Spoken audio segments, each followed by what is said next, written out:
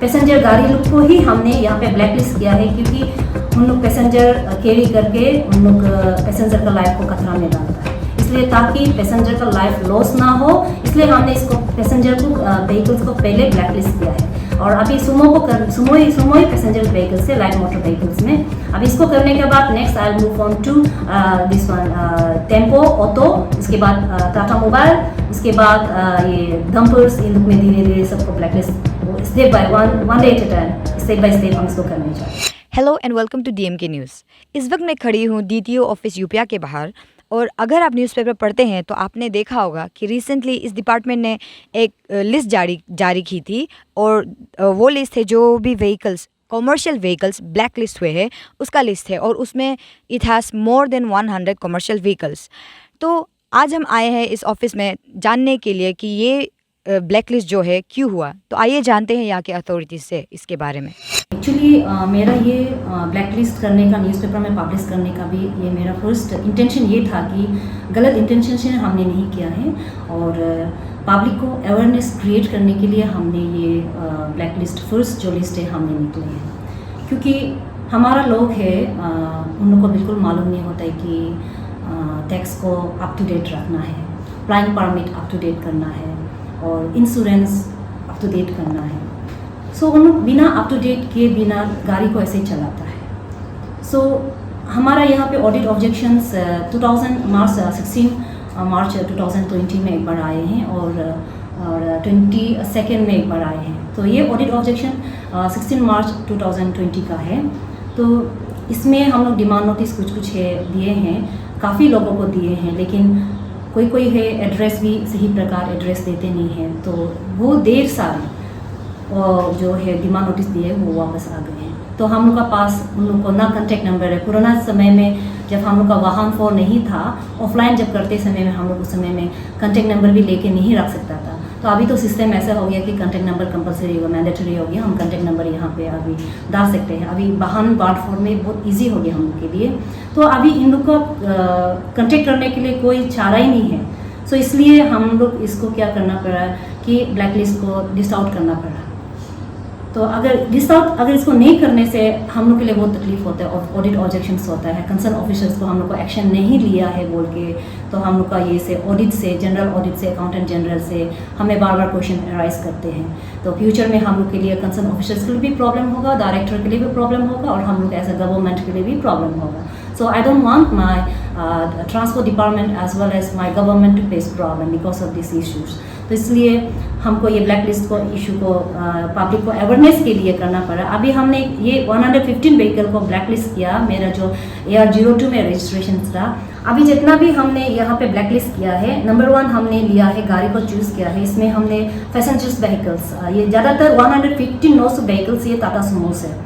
सुमोस look है, ढेर सारा गाड़ी सुमो से ऑल ओवर द अरुणाचल में है। हमारा सिर्फ डिस्ट्रिक्ट बोल के नहीं है, ऑल ओवर अरुणाचल का जितना गाड़ी है कैपिटल कॉम्प्लेक्स में यहाँ पे ट्रैकर का रूप में चला के घूमता है। उन लोग बिना ये टैक्स अप टू डेट नहीं करके, और पूर्ण फिटनेस जो बिल्कुल फिटनेस गाड़ी खराब होला को लोग यहाँ पे चलाता है। तो इसलिए हमने यहाँ पे पैसेंजर गाड़ी लोग को ही हमने यहाँ पे ब्लैक लिस्ट किया है, क्योंकि उन लोग पैसेंजर कैरी करके उन लोग पैसेंजर का लाइफ को खतरा में डालता है। इसलिए ताकि पैसेंजर का लाइफ लॉस ना हो, इसलिए हमने इसको पैसेंजर को व्हीकल्स को पहले ब्लैक लिस्ट किया है। और अभी सुमो ही पैसेंजर व्हीकल्स है, लाइट मोटर व्हीकल्स में। अभी हम नेक्स्ट में करने जा रहे हैं टाटा मोबाइल को, एंड देन टेम्पोस ऑटोस। काफ़ी ज़्यादा उन लोग है जो बिना गाड़ी डॉक्यूमेंट्स सही नहीं होकर चला रहा है। तो आप आइए ऑफिस में आके आपका अपना रोड टैक्स को अप टू डेट कीजिए, और इंश्योरेंस को अप टू डेट कीजिए।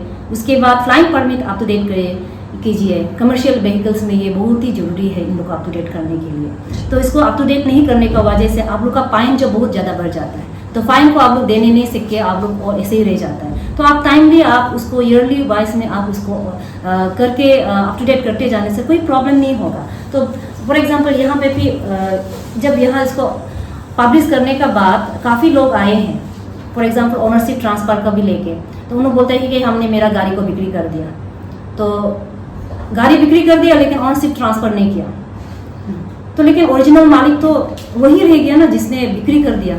अभी वो he can not make an excuse कि हमने गाड़ी बिक्री कर दिया, इन लायबिलिटी मेरे ऊपर में नहीं है। ही कांट से दैट, वो नहीं बोल सकेगा, क्योंकि अभी भी एग्जिस्टिंग व्हीकल ओनर जो ओरिजिनल ओनर्स थे वो है, तो he has to clear the outstanding taxes. और कल को ये हमने लिखा है कि आरसी को हम कैंसिल करेगा, लेकिन I am not going to cancel the RC, I will be forwarding all the blacklisted vehicles to the court. Court में जाके जो रेवेन्यू उन लोग है कोर्ट रिकवरी करता है, वहाँ पे रिकवरी के लिए भेजेंगे। सो इसलिए जो आपका ओनरशिप ट्रांसफ़र नहीं किया है, आप लोग अपना अपना गाड़ी को ढूंढिएगा, ओनरशिप ट्रांसफ़र आप करवा लीजिए। कोई बोलते हैं अपने भाई को दिया है, कोई अपने बहन को दिया है, या किसी को दे दिया बोलता है। देने से आप अपना नाम को वहाँ से हटवाइए और टैक्स को क्लियर करने का बात ही हटवा दीजिए। अनटिल एंड आप टैक्स को क्लियर नहीं करेगा, हम लोग ऑनलाइन उसको क्या बोलते हैं ओनरशिप ट्रांसफ़र भी बिल्कुल नहीं कर पाएगा। तो बेसिकली मेरा ये ब्लैक लिस्ट करने का रीज़न था कि एक अवेयरनेस क्रिएट करने के लिए, और बाकी लोग भी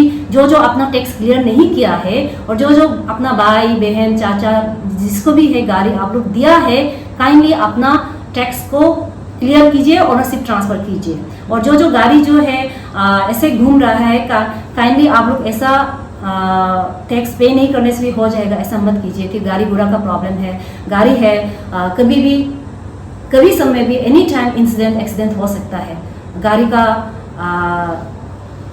एक्सीडेंट चीज़ को, नेचुरल चीज़ को आप नहीं बोल सकता है, आप प्रिडिक्ट भी नहीं कर सकता है। इसलिए जैसे कि अभी ये कोर्ट केस का है, कोर्ट से कुछ इंटीमेशंस आया है, ये भी इसके पास ना फ्लाइंग परमिट था, ना इंश्योरेंस था, और ना road tax up to date था। तो वो गाड़ी एक्सीडेंट में किसी को मार दिया है, तो मारने का बाद उसका गाड़ी को पुलिस में सीज करके रख दिया है। उसके बाद काफ़ी ओनर्स को प्रॉब्लम होना पड़ रहा है।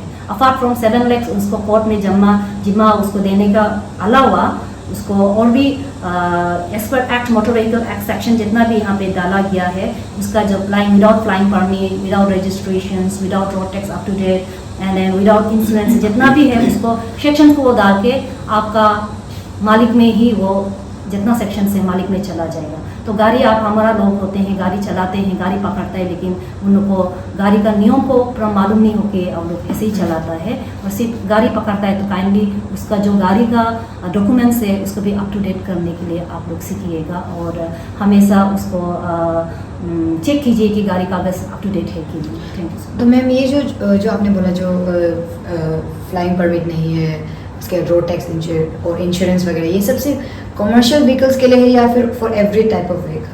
See this is only for commercial vehicles. और कमर्शियल व्हीकल्स है, पहले भी हम एक बार वीडियो में बोला था कि टाटा मोबाइल्स को टाटा मोबाइल्स लेके जितना भी 3000 kg बिलो केजी होते हैं, उसका जो है, जैसे कि आप लोग यहाँ में कॉमन में क्या बोलते हैं, हाथी, छोटा हाथी बोलते हैं, छोटा हाथी बोलता है। इन लोग का गाड़ी जो छोटा छोटा है, टाटा जो गुड कैरियर से, उन लोग को रोड टैक्स, उन लोग को फ्लाइंग परमिट का जरूरी नहीं है। They are of course commercial, but उन लोग को ये फ्लाइंग परमिट का जरूरी नहीं है। और जो टाटा मोबाइल भी जो है 3000 से अबव जो है, उसको एज पर लॉ उसको फ्लाइंग परमिट का जरूरी होता है, और उससे कम होने से आपका फ्लाइंग परमिट का जरूरी नहीं। ये चीज़ हम दोबारा आप लोग को बोल रहे हैं। और कमर्शियल व्हीकल्स को ही उसको चाहिए, जितना फ्लाइंग परमिट से लेके आपका road tax up to date होना, इंश्योरेंस होना, ये फ्लाइंग परमिट ये कमर्शियल व्हीकल्स को होता है। लेकिन प्राइवेट व्हीकल्स का भी इंश्योरेंस और पोल्यूशंस और रोड टैक्स ये भी अप टू डेट आपका होना जरूरी है, और ड्राइविंग लाइसेंस भी आपका अप टू डेट होना जरूरी है। और ड्राइविंग लाइसेंस का भी जिसका आपका ऑनलाइन नहीं हुआ है, काइंडली आके ऑनलाइन कीजिए, क्योंकि जितना भी ऑफलाइन में देखा है, वो लोग क्या करता है, साइबर से बना के लेके वाला घूम के पकड़ के घूमने वाला बहुत देखा है। तो ऐसा होने से आप अपना लाइफ का साथी खिलवाड़ कर रहा है। तो आप लोग ऐसा भी मत कीजिए। ये मेरा दोबारा सेकेंड मैसेज आप लोग का न्यूज़ का थ्रू हम देना चाहते हैं।